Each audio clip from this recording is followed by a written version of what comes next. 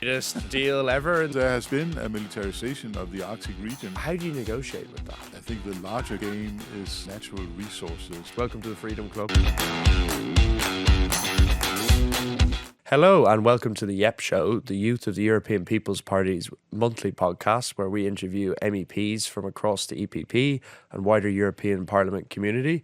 I'm Owen Scarlett and I'm YEPP's Deputy International Secretary from Ireland. And today we have Henrik Dahl here, who is an MEP since 2024. He previously was an MP in the Danish Parliament for 9 years, and he's also a leading sociologist, has recently published a book on the Cold War, which I'm hoping maybe we can talk about at some stage, Henrik. And today's focus of the podcast is very much on Greenland, Arctic security, and indeed the wider implications for NATO, the Transatlantic Alliance, and European defence in general. So I thought we might start off, Henrik, with some of your staff were telling us that you previously visited Greenland and that you've been there quite a bit. And I think given everything we've had in the debate about Greenland, there's a lack of knowledge of the Arctic island itself and its people and what they do. So it would be great if you could just give us a sense of what the island is actually like to visit and what it's like to be there and live there.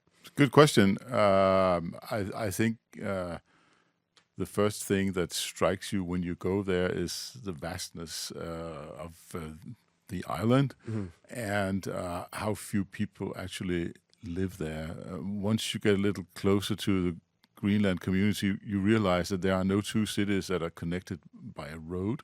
So all transportation is by boat or by helicopter. The capital city, Nuuk, sits 150 kilometers south of the Arctic Circle. It has a population of 19,000, something like that, and it's kind of modern if you go there. But then you can go to the settlements, for instance, Kapisilit, which is at the bottom of the Nuuk Fjord, and it's a completely different scene that will meet you there because it's really small, it's kind of remote. Supplies, it's served by a boat that will sail supplies to Kapisilit, and it's just very, very different from life in the capital city. If you go further north, you're way up north of the Arctic Circle. It is, of course, much colder. What figures are we talking of the number of people who live in Greenland in total? The population is 57,000 people. Okay. Living in Greenland, and the diaspora is maybe 15 or 17,000 people more, mostly living in Denmark. Okay. And are there many people who would still be like traditional nomadic people in Greenland, or is everyone these days very much settled? Nomadic life is gone. People live in settlements. They live from fishing. In the south of the country, some people live from raising sheep. It is actually possible. You can't really grow crops or anything, but you can raise sheep. Wow, yeah. But fishing, hunting sometimes, but you can't do hunting for a living, really, but so it's mostly fishing. Okay. And when would people have settled first on Greenland? That's probably a loaded question, maybe, I don't know. It's highly debated, but when the Norsemen settled a few years before the year 1000, the southwestern part of Greenland, where they arrived from Iceland, was uninhabited. The Inuit came from the north, and it is believed that they came over in the 1200s and migrated south and eventually encountered the Norsemen. The Norsemen lived there from 985 approximately till a few decades into the 1400s, and it was quite well organized. Am I right in saying that Greenland effectively became in the state it is now in terms of its sovereignty was it the mid-19th century? Or that process was more complicated because there was an element of home rule from 1953, but real home rule didn't come about till 1979, I believe. Okay. And then home rule was extended in the early 1990s to what it is now, where it is, pretty much an independent country. It's not quite like the British Commonwealth, but if you're familiar with the Commonwealth, it's a good way. It's a good comparison anyway. Would it be more comparable to think of Greenland as something equivalent to Scotland's current status in the UK, or more, say, like New Zealand or Australia, where the king... Closer to New Zealand or Australia than it is to Scotland, I would say, because they have their own elections, they have their own government. They just Greenland doesn't have under the rules. It doesn't have a defense policy. It doesn't have foreign policy. They can't issue their own currency. But other than that, it's basically an independent country. Is there a desire to join the European Union now in light of recent events, or is it fairly... Political life in Greenland has been very dynamic since Trump II administration took office, because the separatists had a comfortable majority until Trump started stating that he wanted to take over Greenland. I think the separatist agenda has changed somewhat, because they realize that traditional independence, where you are sort of, quote unquote, a real independent country, is going to be difficult. Then it would be very easily absorbed as a territory belonging to the United States, something like that. And there is no real appetite for that, because the majority of the population in Greenland understand that if they want to live in a welfare state, they probably shouldn't ask the United States to look after them. Okay. And politically in Greenland, what's the main divide? Does it mirror Danish politics, or is it very much a separatist versus a kind of unionist type of divide? What are the main political parties and forces? They have a social democratic party like we're used to in Denmark, but and they also have a liberal party that's sort of reminiscent of the liberal party we have in Denmark. But and they have left of center socialist party that also sort of reflects the discussions we have in Denmark. But they also have an independence party that's not really equivalent to anything found in Denmark. Okay. But is it the main dividing line in their politics when people vote in their Greenlandic elections? Everybody is a separatist, but sometimes, but they the accent is a little different, because some people say, certain conditions have to be met, and then when you follow up and say, so when do you think the conditions will be met? Some people will say next week, and some people will say 25 years in the future. Okay. So everybody says independence, and then some people say but, and then that's what you have to pay attention to. Okay. And back home in Denmark, how much was this on the radar, being honest, before Trump?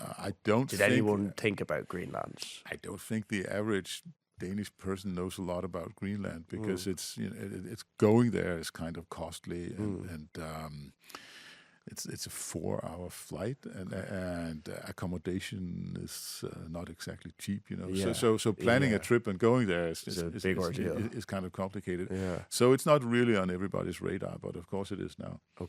Okay, interesting. And so, I mean, moving then, Henrik, to why we're having this discussion of what's happening recently. I mean, could I get for a start your general assessment of the state of play following Davos, and where you think the current situation is now? Do you think it's been largely diffused, or is it still a tinderbox?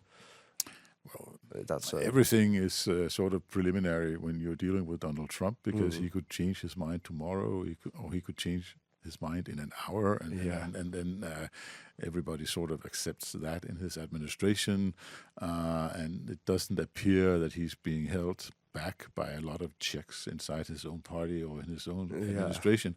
So, but what we wanted, and by we I mean the Danish government and also our party, although we are an opposition party, we wanted negotiations to go back to the negotiating table, because That way you can break the American wishes down, and you can formulate a response and maybe a compromise.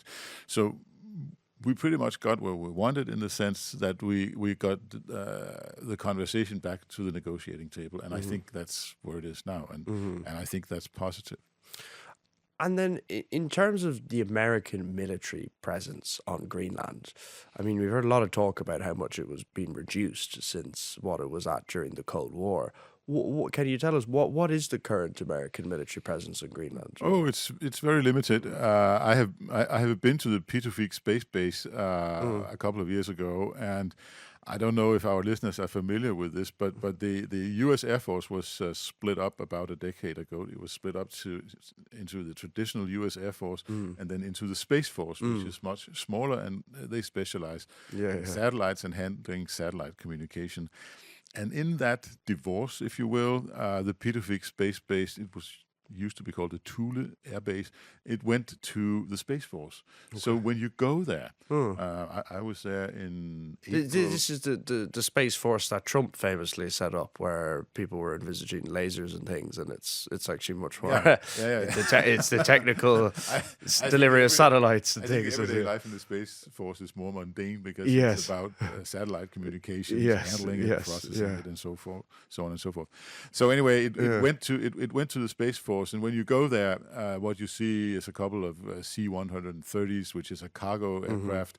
You don't see bombers or fighter jets or anything. And what you meet is a lot of technicians who are specialists in processing data communication. Okay. And I think the total staff of the base is somewhere around 150 people, something like that. Really? Okay. There used to be the military presence used to be much stronger. The United States occupied Greenland in 1941 during the Second World War, and established a number of bases that were essentially filling stations for military aircraft, because in those days they couldn't go non-stop between the continents. Yeah. So they would land and refuel and go on to Ireland or Norway or the United Kingdom. Then on to do bombing raids on the continent and so on and so forth. After the war in 1951, there was a base agreement between Denmark and Greenland, and that base agreement is pretty much the one that's operative now. It was amended in 2004, but only to spell out how you integrate the home rule authorities in the decision-making process. Okay. But the essence of the whole thing is that the United States, it's not exactly how I'm describing it now, but pretty much they can notify the Danish government and do what they want to do. Okay. And that's why we don't... In terms of how many troops they want to station... How many bases, how many troops, what is their task. They don't really have to do anything except make a notification. So they have scaled back their military presence very, very considerably. And I think a question a lot of people have been asking in Copenhagen is, if it was so important to you, why didn't you do anything? Because it would have been very much inside sort of, the agreement you have, and you wouldn't really have to change anything to increase your presence. I mean, that kind of gets at some of where we might talk about it shortly with what the motivations are behind everything here. But I mean, just sticking for the minute on the actual forces they have on Greenland. Am I right in saying wasn't there a radar station as well? Or there was several components. There was a distant early warning radar, which was a chain of radar stations that was supposed to intercept incoming Soviet missiles. So they had a huge radar in Thule, and then they had a series of relay stations across the island. They also had a B-52 stationed there with nuclear weapons.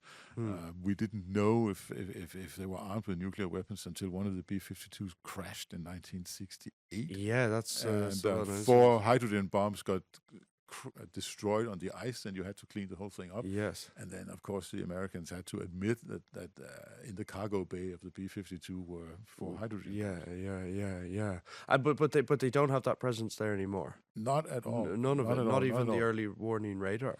They have a huge radar in at the Pitufik space base, but the DY, they will call it the DYE stations. I forget what it's an abbreviation for, but that's what they were called, DYE. They had a whole bunch of radar stations across the ice shelf, but it's not operative anymore. Okay. And would that be a strategic asset to try and get back in Greenland, enhanced warning or missile defense? Definitely. Yeah. Because if you look at a globe, it's the natural trajectory for any missile that's being fired from Russia or aimed at North America would be over the North Pole. Yeah, okay. And has the American government made an approach on that in the whole recent saga, or? I think they upgraded the radar a couple of years ago, but why they don't have why they didn't want to have the relay stations? I'm not sufficiently into military matters, but they gave up the relay stations some years ago. Okay. But their main focus in the recent efforts, or whatever you want to call them, that they seem to be making towards Greenland, it seems to be more about potential of Russian or Chinese ships. Yeah, being near the island. Is that something that Greenlanders and the Danish government is actually seeing? Are you seeing? Is there Chinese and Russian naval activity? Not really. According to our military intelligence, you don't see them that often, and the Icelandic Coast Guard, which has a very large presence in the area, has said the same thing, that we don't really see Russian naval ships very often, and we don't see Chinese naval ships at all. Okay. I would also be surprised, because I have been sailing along the western Greenland coast on a Danish naval vessel, and it's very, very hard to navigate because you don't really have any charts. So once you get close to the coast, it's dangerous because you have to chart it yourself. And share information with other units in the Navy. So they have this information sharing in the Danish Navy, and unless you have charted the waters yourself, you can't. I don't really know where you would get the charts from. So it would be extremely difficult for the Russian Navy to actually access the coast of Greenland, It's right? very difficult. Let me give you an example. I was on the bridge of the ship I was sailing on, and I was talking to the helmsman. And I said, so how much water do we have under the keel where we are? And he said 400 meters. And then he pointed to, just next to us and said, but over there it's 2 meters. So it's really, really dangerous. Wow. And you have to know exactly what you're doing, because the seabed is not sand dunes or anything, it's rock. So it's really, really dangerous. Okay. You also have, most of the year, you have icebergs and ice floes and growlers, as they are called. So it's kind of difficult. And is the Danish government concerned that, especially with climate change and ice caps melting and a lot of different new sea routes around the high north becoming more accessible, are you concerned that Russia and China might increase their naval activity in the future around Greenland? Yeah, because there has been a militarization of the Arctic region, and that we have to mention this, because Russia has militarized the Arctic region for decades now. There was an old Soviet air base in a location called Franz Josef Land, which is sort of north of Siberia, and there's a base. The location is called Nagurskoye, and they really upgraded the Nagurskoye air base 10-15 years ago. So they have a very strong presence with their air force, and of course they have their Arctic fleet in Murmansk, and they are used to sailing in the Arctic region, so they know what they're doing. There's also, it's civilian, but in the Svalbard there is also a Russian presence. So they are used to navigating way north of the Arctic Circle. But would there be much strategic benefit for them in poking around Greenland more effectively, or what would their aims be in Greenland? I mean, I think the larger game is natural resources, because the North Pole is not a continent, unlike Antarctica, which is a continent, it's an ocean. And there are thought to be very vast resources on the seabed. And there's an international lawsuit trying to determine the division of the the continental shelf in the Arctic Ocean. It hasn't been settled yet. Okay. But of course, Russia has been making maximalist claims that Yes, everything is theirs yes. because they always do that. Yes. As far as navigating the Northwestern Passage, I believe it's called, north of Canada, I mean, it's not going to happen anytime soon. It's really dangerous. We have been carrying out search and rescue exercises with Canada, Okay. and there was a joint statement issued after one of these exercises where the Danish and Canadian authorities were urging people who were contemplating going there on cruises and etc. to be really, really cautious and go 2 boats at a time because that way they could help each other. So yeah, okay, and you brought me on neatly to the next justification supposedly that Trump seems to want for Greenland, which is minerals. If you could give us in as plain man's English as possible, I mean, what is the current mineral resources available for exploitation? They are there, and in principle, they have vast resources of rare earth minerals, uranium, graphite, all kinds of nice things you need for advanced electronics. But they don't have an infrastructure. Some of it is sitting north of the Arctic Circle. So if you want to extract the minerals, you have to build the infrastructure. And is it possible to build? Like, is that infrastructure so tricky to build that is the reason that Denmark itself and Greenlanders themselves have not exploited it to date? It's really expensive because you are starting totally from scratch in an Arctic environment. So the rare earth minerals, as far as I recall, are to the south of the country, but it's still, I mean, it's very hostile in the winter. Yeah. And so you have to build roads, you have to build harbors, you have to all the machinery you need. Practically for the extraction, you have to ship in at a certain risk because you're so far up north. Yeah, You have to find accommodation for the people living there. Yeah.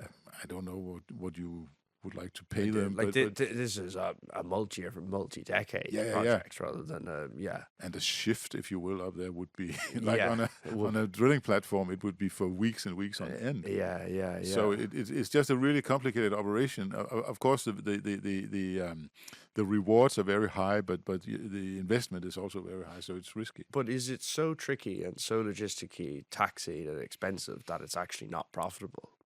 Like, is it, or is it just something that would it? I suppose what I'm getting at is, would it require a country of the size and resources of the United States to actually be able to mine Greenland? China could do it as or well, China, or Russia, but but we don't want them. No, yeah. So yeah. I mean, I'm sure. Well, this. They would be glad to offer their services. But this seems to be what Trump is effectively implying that's what's going to happen if the United States doesn't step in. I haven't seen the commercial business case. There was an Australian consortium that also had involved some Chinese capital, I believe, and they have a lawsuit against the Greenland government because they canceled the contract. Okay. So they have a lawsuit against them for unlawfully canceling the contract. Right. I don't think, I don't follow this every day, but I don't think this lawsuit has been settled. I think it's very expensive in legal assistance and so on. But anyway, it's in theory, it's quite profitable, but the business case is difficult. It's tricky. Okay, and so then, in the current discussions that are underway, do you think minerals are on the table with the Trump administration, or is that something that, like, surely Greenlanders would find that quite difficult to swallow, that American companies would come in and mine them and presumably reap most of the profits? I would imagine. I would imagine it would be on the table, but it's really contentious because there's a settlement called Narsaq in Greenland, and in Narsaq there's a mountain that's called the Kvanefjell Mountain, and it's very rich in uranium. And before I went to Narsaq, I said, so why can't you extract the uranium? I mean, you can make lots of money. Yeah. But it's the mountain sits inside the city sign, so it's really downtown. Okay. Massa. Okay. And if someone, I don't know where you live, but if someone asked you, how would you like to live next to a uranium mine, and maybe Yeah. you would say, I'm not sure. Yeah. That wouldn't be too nice. Okay.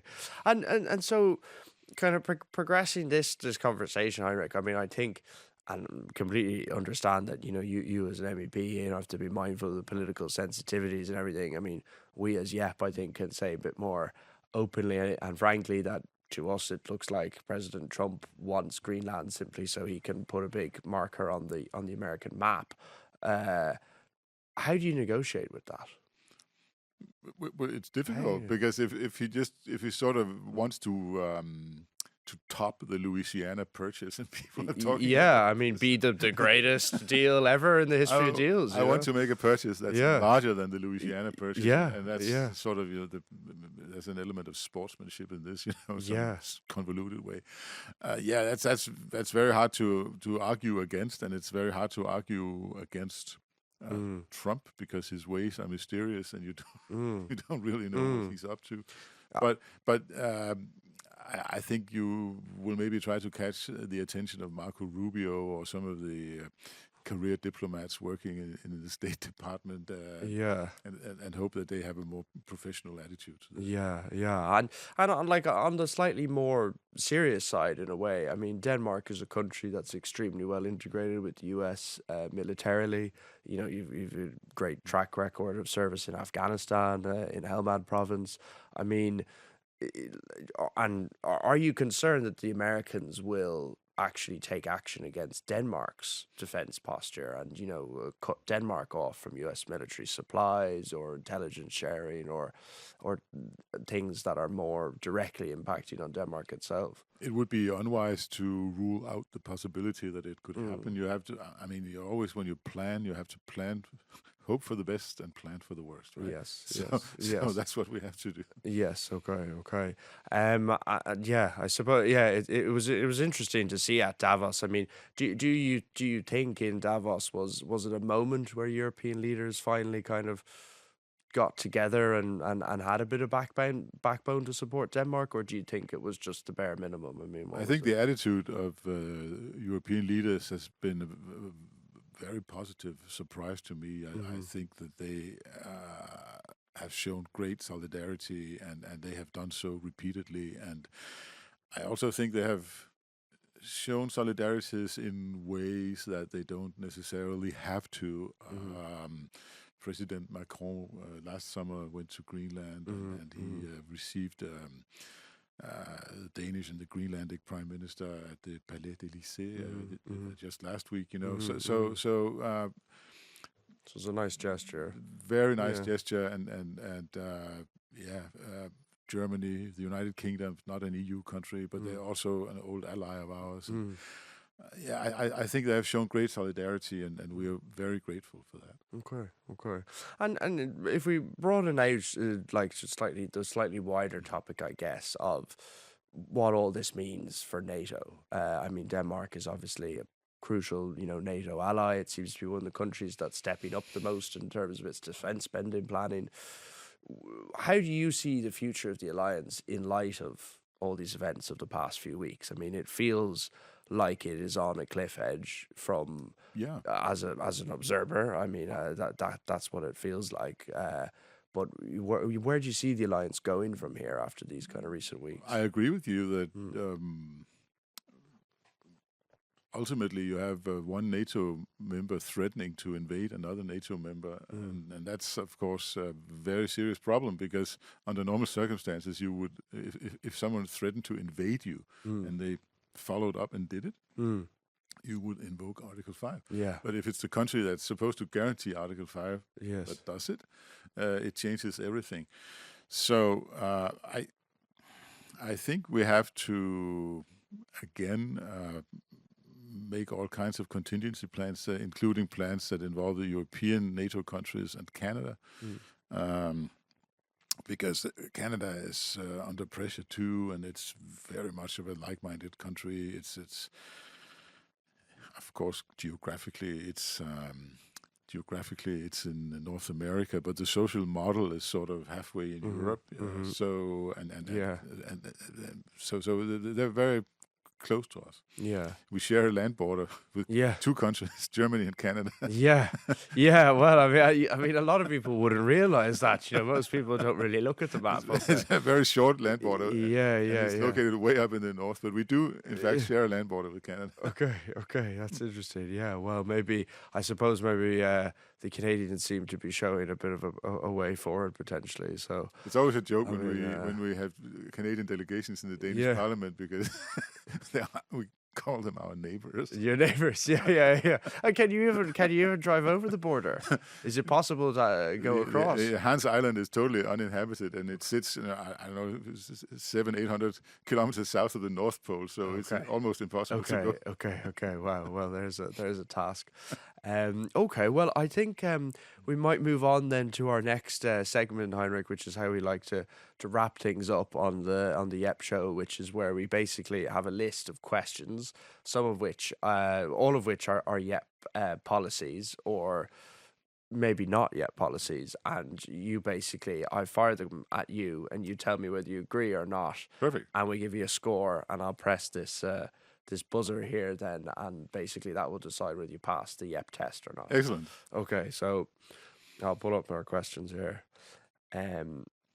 On completely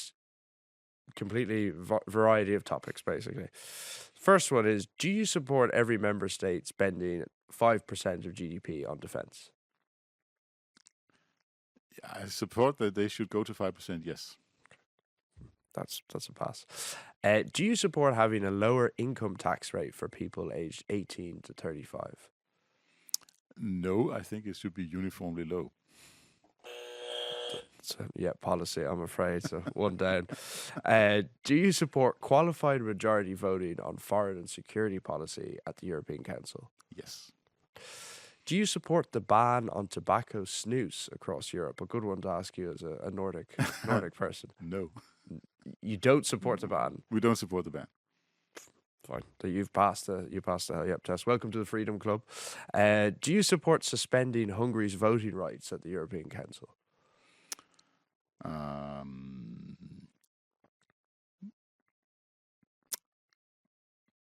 No. I'm afraid that's a YEPP one. And lastly, do you support an independent European nuclear deterrent? Big question, I know, but in theory, yes. Yes. Okay. Well, I think you've passed with 80%, so we'll give you a B+ anyway.